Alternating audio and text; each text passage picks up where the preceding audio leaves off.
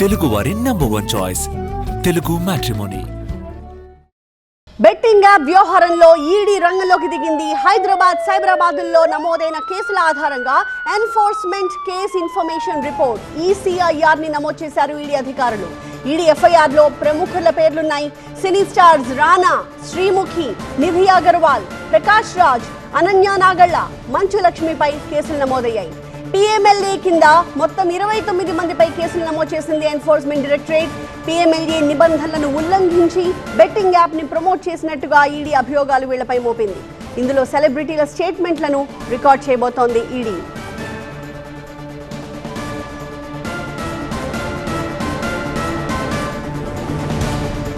మరిన్ని డీటెయిల్స్ తో మా ప్రతినిధి జ్యోతి మనకి లైవ్ లో అందుబాటులో ఉన్నారు. జ్యోతి, చాలా మందిపై 29 మందిపై ఇప్పుడు కేసులు నమోదు చేస్తూ ఉన్నారు. వాళ్ళ స్టేట్మెంట్స్ ని ఎప్పుడు రికార్డ్ చేయబోతూ ఉన్నారు? వాళ్ళకి ఏమైనా నోటీసులు వెళ్ళాయా?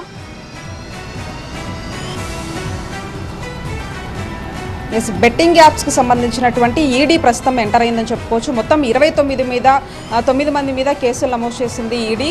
ప్రధానంగా ఏదైతే PMLA అంటే ప్రివెన్షన్ ఆఫ్ మనీ లాండరింగ్కి పాల్పడ్డారు అనే ఆరోపణల నేపథ్యంలో కూడా ఈడీ ఎంటర్ అయినట్టుగా తెలుస్తుంది. ప్రధానంగా పంజాగుట్టలో ఈ బెట్టింగ్ యాప్స్కి సంబంధించి ప్రమోట్ చేస్తున్నటువంటి వాళ్ళ మీద కేసులు నమోదయ్యాయి. అదే ప్యారలల్గా కూడా మియాపూర్ పోలీస్ స్టేషన్ పరిధిలో కూడా సినీ ప్రముఖులకు సంబంధించినటువంటి వాళ్ళ మీద కేసులు నమోదు చేశారు మియాపూర్ పోలీస్ స్టేషన్లు. ప్రధానంగా ఈ సినీ ప్రముఖుల్లో కూడా ప్రధానంగా ఎవరైతే హీరో రానా కావచ్చు, అంతేకాకుండా శ్రీముఖి, నిధి అగర్వాల్, అనన్య వీళ్ళంతా కూడా ఉన్నారు.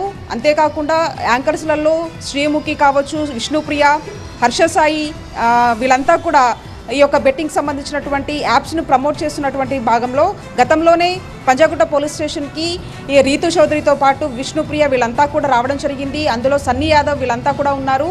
ఈ నేపథ్యంలో వాళ్ళని పిలిచి వాళ్ళకి సంబంధించినటువంటి స్టేట్మెంట్ రికార్డ్ చేశారు. వాళ్ళకి సంబంధించినటువంటి ఆ మొబైల్లో ఏవైతే వీళ్ళు ట్రాన్సాక్షన్ చేసినటువంటి డబ్బులు కావచ్చు, అంతేకాకుండా బెట్టింగ్ యాప్స్ నుంచి వీళ్ళు పొందినటువంటి లాభాలు కావచ్చు, వీటికి సంబంధించినటువంటి అన్ని ఆధారాలను కూడా పోలీసులు అప్పుడు స్టేట్మెంట్ ఆధారంగా అంతేకాకుండా కొన్ని డాక్యుమెంట్స్ని కూడా పరిశీలించినట్టుగా తెలుస్తుంది. ఈ నేపథ్యంలో ఒకవైపు పంజాగుట్టలో మియాపూర్ పోలీస్ స్టేషన్ పరిధిలో నమోదైనటువంటి ఈ కేసుల ఆధారంగా ప్రస్తుతం ఈడీ ఎంటర్ అయింది. మనీ లాండరింగ్కి పాల్పడ్డారన్న ఒక కోణంలో కూడా ప్రస్తుతం ఈడీ వీళ్ళందరికీ కూడా నోటీసులు ఇచ్చి విచారణకు పిలిచేటటువంటి అవకాశం కనిపిస్తోంది. ఎందుకంటే ఇప్పటివరకు అయితే నోటీసులకు సంబంధించి ఈడీ ఇంకా ఇచ్చినట్టయితే సమాచారం లేదు కాబట్టి త్వరలోనే వీళ్ళకి నోటీసులు ఇచ్చి వాళ్ళందరినీ కూడా విచారించేటటువంటి అవకాశం కనిపిస్తుంది. ఎందుకంటే దాదాపు 29 మంది మీద కూడా ఈ కేసులు నమోదు చేయడం జరిగింది. ఈ బెట్టింగ్కి సంబంధించి పెద్ద ఎత్తున కూడా కోట్ల రూపాయలు వీళ్ళు లాభాలు పొందారు.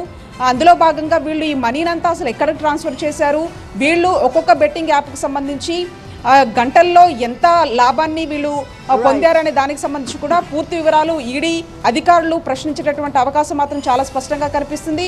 ఇందులో టీవీకి సంబంధించినటువంటి వాళ్ళతో పాటు సినీకి సంబంధించినటువంటి వాళ్ళు కూడా ఉన్నారు. పూర్తిస్థాయిలో కూడా మనీ లాండరింగ్ పాల్పడ్డారన్న కోణంలో కూడా ఈడీ దర్యాప్తు చేసేటటువంటి అవకాశం కనిపిస్తూ ఉంది. థ్యాంక్ యూ జ్యోతి. తెలుగు వారి నంబర్ 1 చాయిస్ తెలుగు మ్యాట్రిమోనీ.